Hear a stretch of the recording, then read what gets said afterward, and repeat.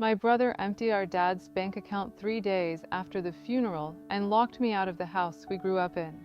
Said the place was his now. I stood there with my father's ashes in my hands, and Brad didn't even flinch. My name's Lisa Turner, and that was the day I realized I didn't just lose my dad. I lost the only family I had left. Before we get started, where are you tuning in from? Are you in the middle of the morning rush or on a late night drive? Drop a comment below. You're about to hear everything that happened after I made the choice that changed everything. My father passed away quietly on a rainy Monday morning.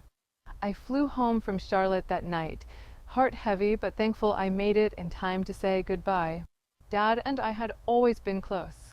He raised Brad and me alone after Mom passed, working 2 jobs, packing our lunches, and showing up to every school play and softball game, even when he looked like he hadn't slept in days. Brad and I were never close. He was the baby, for years younger, always reckless and dramatic. Dad doted on him, sure, but he trusted me. When he got sick last year, it was me he called to manage the hospital bills. Me he asked to update the will with his attorney. Me he hugged, whispering, "You always come through, Lisa." The funeral was small, held under gray skies, just like Dad would have liked. But something was off. Brad barely looked at me, only spoke when the pastor handed him the urn. Then he left the cemetery without saying a word, disappearing in a sleek black Mustang I'd never seen before.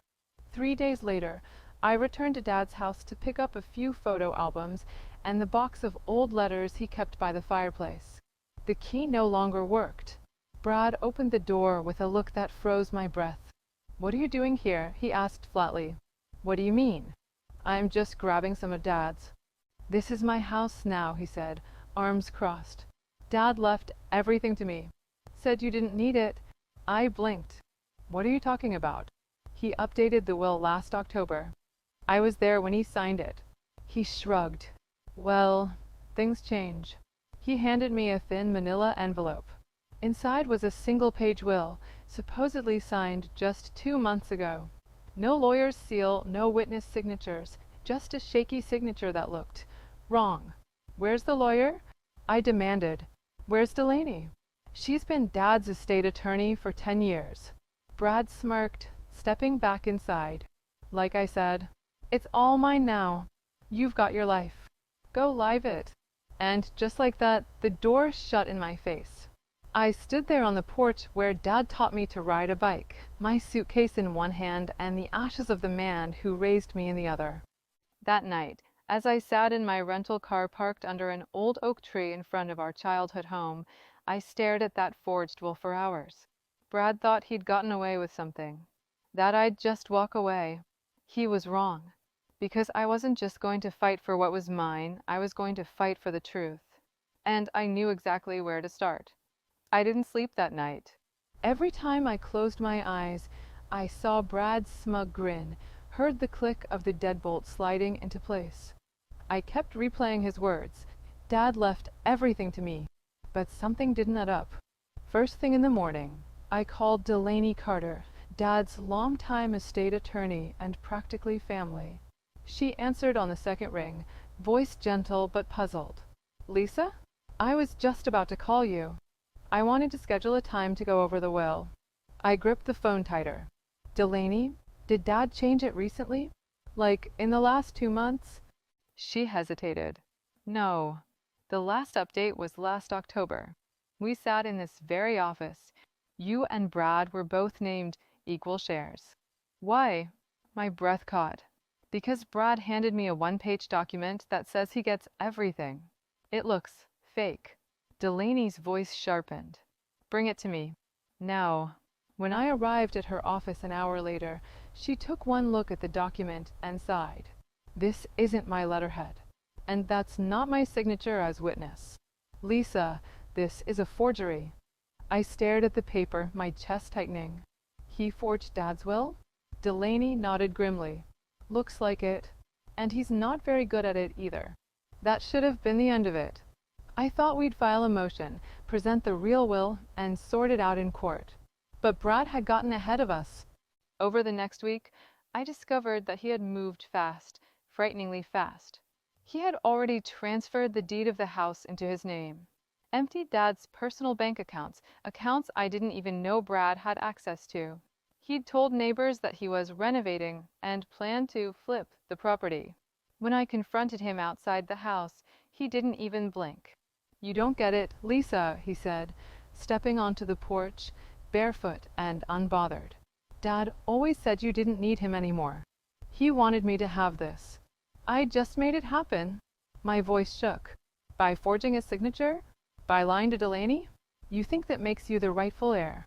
He shrugged. "Life isn't fair. You're the Wall Street success. I'm just the screw-up. But not anymore."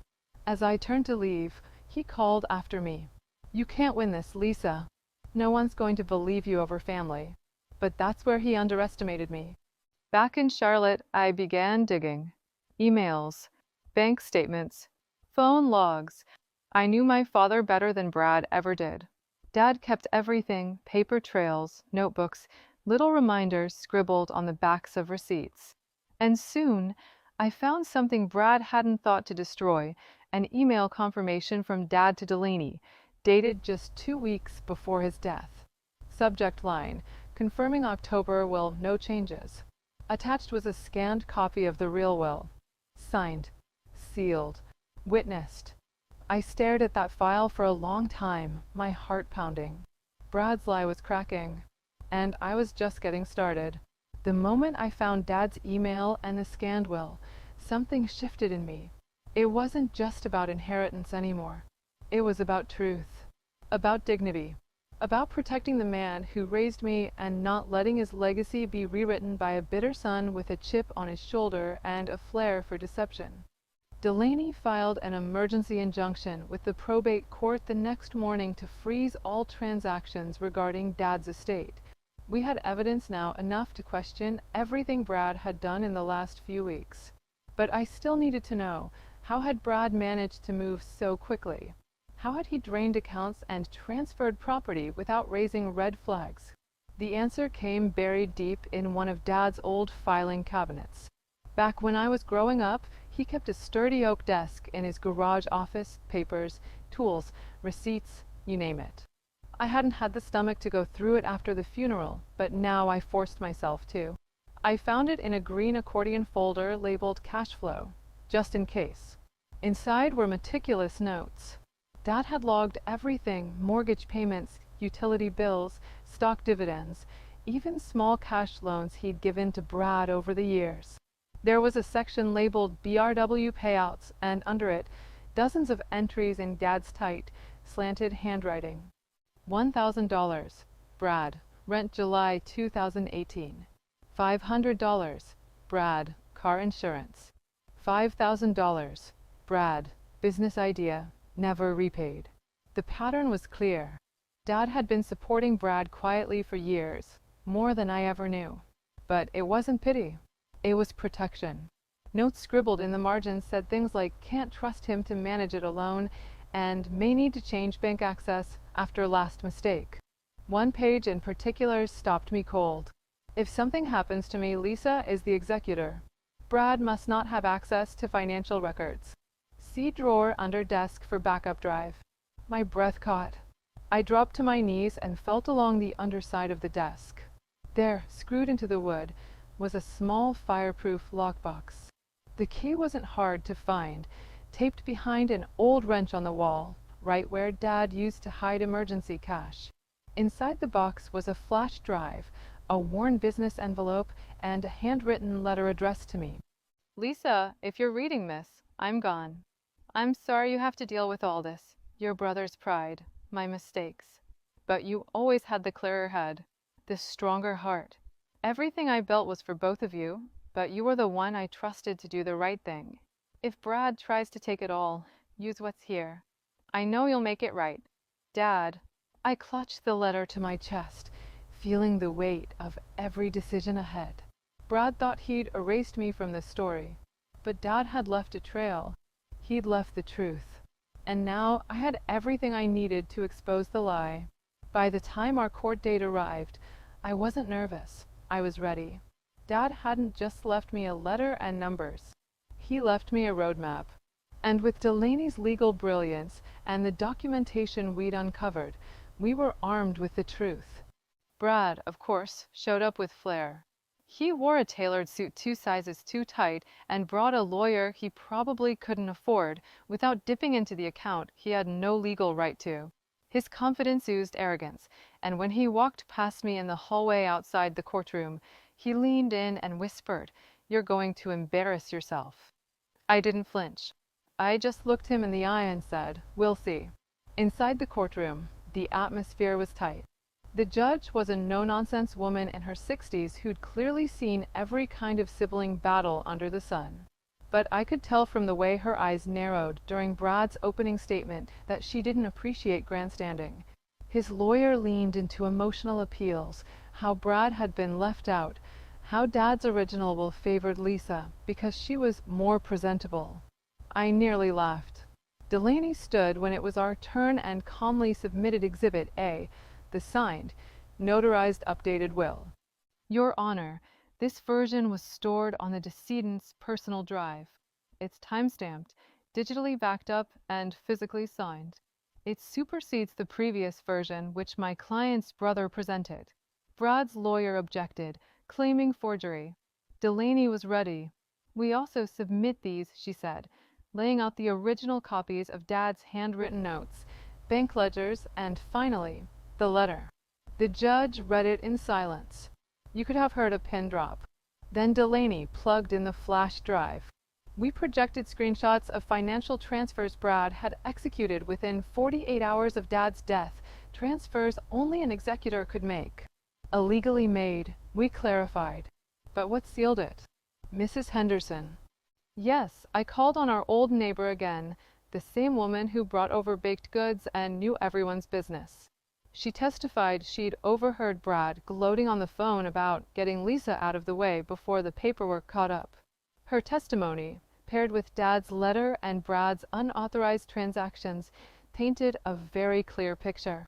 When it was Brad's turn to take the stand, he cracked. He contradicted himself 3 times in 5 minutes, couldn't explain where $35,000 had gone from the estate account, and actually muttered, "This is bull," loud enough for the judge to raise an eyebrow. In her ruling, the judge didn't mince words. This court finds that the updated will is valid, that Brad Walker acted in bad faith, and that he exploited his temporary position as executor.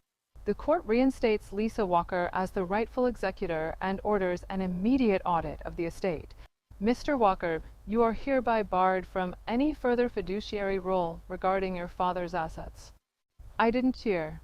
I didn't cry. I just closed my eyes and exhaled. Justice didn't always come with a bang. Sometimes it arrived with a quiet, firm sentence spoken in a courtroom. Brad stormed out. Delaney smiled. And I, finally, felt peace starting to take root.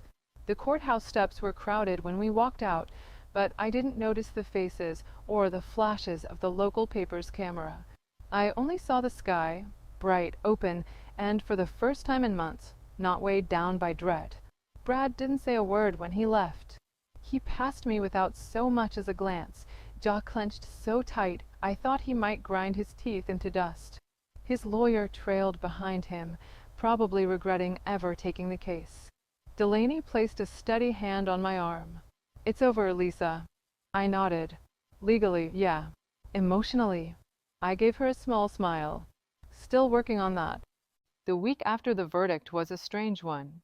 The house felt different, lighter. I walked through each room not as a grieving daughter or an embattled sister, but as someone reclaiming the space. Dad's office was the first place I returned to. I sat in his old chair, fingers tracing the grain of the worn oak desk. On the shelf, his favorite books, business theory, old encyclopedias, and, surprisingly, a few crime thrillers, still sat untouched. I left them there, not because I couldn't bear to move them, but because they belonged to this house, to him, to the man who'd raised me with quiet consistency and always let his actions speak louder than his words. With the estate legally in my hands, I made decisions quickly. I cleared Brad's access to all accounts, initiated a full audit with the estate attorney, and even set aside a portion of the inheritance to donate to the community center Dad used to volunteer at on Thursdays. He never told anyone he did that, but Mrs. Henderson had. On a crisp Saturday morning, I drove over to see her, a gift basket in my hands. She opened the door before I could knock. "Thought you'd come by today," she said, stepping aside. Felt it in my knees. We sat on her porch like we had so many years ago, sipping sweet tea and watching the kids ride their bikes up and down the block. She reached into a side drawer and handed me a worn envelope. "Your dad left this with me the day after he finalized the new will," she said softly. "Told me to give it to you once everything's settled." Inside was a single photograph, me and Dad, standing in front of the house after I'd graduated college. Scribbled on the back, "No matter what the world tries to take from you, remember, this will always be yours." That night, I framed the photo and placed it on the hallway wall. I didn't rebuild ties with Brad. Some fractures stay cracked for a reason, but I didn't hate him anymore. I pitied the part of him that thought money could replace love. In the months that followed, the house became more than just a memory. It became a haven. Friends gathered there, neighbors stopped by again, and I finally hosted Thanksgiving. This time, the table was full of laughter, full of warmth, full of family, not always by blood, but by choice. And as I carved the turkey in the home Dad built, I knew I had done right by him, and by myself. What about you? Have you ever had to make a difficult family decision that changed everything? We'd love to hear your story. Drop a comment below. We read every single one. If you're into real-life family drama like this, make sure to subscribe for more.